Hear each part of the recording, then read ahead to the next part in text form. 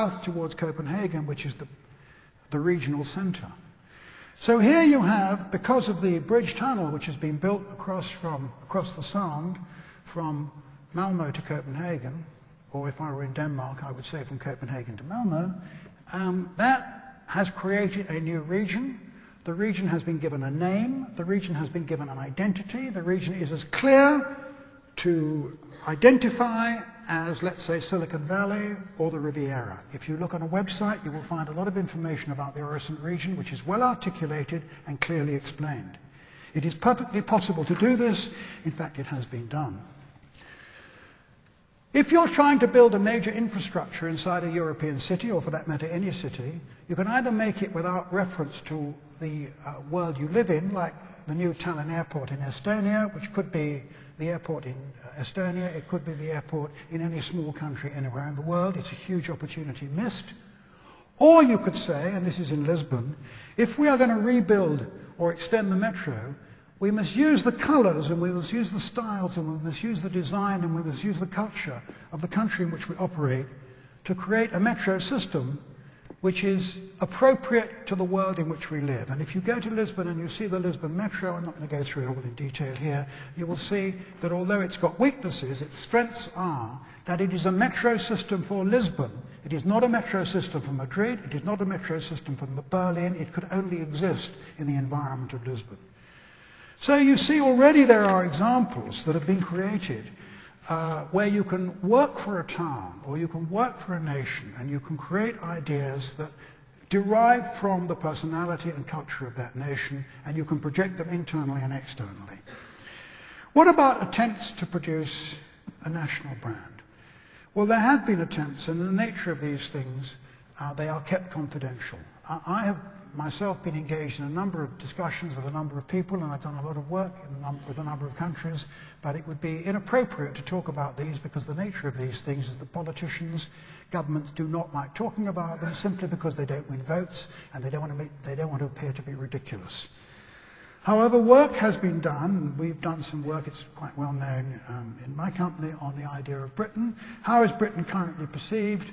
Well, Sherlock Holmes, Fogg, the Grenadier Guards, and now we have an additional component which is extremely attractive, foot and mouth disease, mad cow disease, and a few other catastrophes of that nature. Not necessarily the most attractive image to attract inward investment, to attract tourism, or to sell your products. And there is in Britain a very sophisticated economy. Those of you who know the country well will know that in terms of IT and electronics and design and all kinds of other things, it is in fact very sophisticated, particularly in the service business. So there are reasons for saying that you could project Britain as an original and attractive country. I won't bore you with all the stuff that's been done, but there are things that you could do. Equally, if you take the idea of Germany in the world, there are two overwhelming images, perhaps, which still exist. One is Lederhosen and the other is Adolf Hitler, neither of them necessarily the most attractive. There could be ways by which Germany could be, I'm not going to go through this in any detail, of course, because it would take a long time to do that.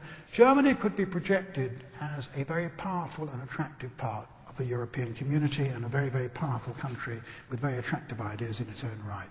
Here are some stuff that was done a couple of years ago around this idea, around the idea of Deutschland Europa. And here you see a stamp, and here you see some quite sweet, funny ideas. And this is a fellow you may recognize. Some of you may recognize him. Sorry, chap here. And here we're talking about the way in which national symbols could be used to project national ideas.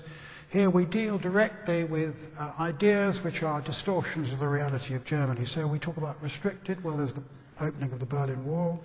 We talk about conformist, well, there are more nudist communities, if that's interesting to anybody, more nudist communities in Germany than in the whole of the rest of the world put together, apparently. Interesting statistic, I don't know whether. Germany's aggression, well, Germany's nuclear and green movements are amongst the world's powerful. Germany conservative, the love parade in Berlin is apparently the biggest in the world. I don't know whether you're proud of that or not, but it seems to be the case. Predictable, look at some of the rather more unusual things that happened in Germany.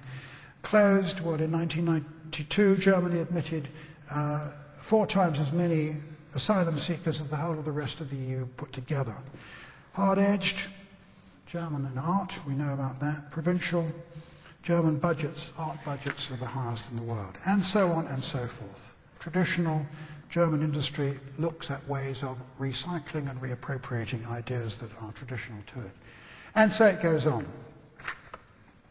You look at existing companies and products. So you have a company like Vella and you put a little German stamp on it. We come back to SAP again, or we look at a product like Nivea. So smooth it must be French. Everybody assumes Nivea is a French product. So there are things that can be done, if you want to project an idea of a country which are powerful, which are interesting, and which are significant, and which, in a world of increasing difficulty for tourism, for difficulty and competition for tourism, for inward investment, for brand and for brand export, would very, very effectively help to reposition the country. What all this means is that Europe faces very new and very exciting design challenges. Thank you very much.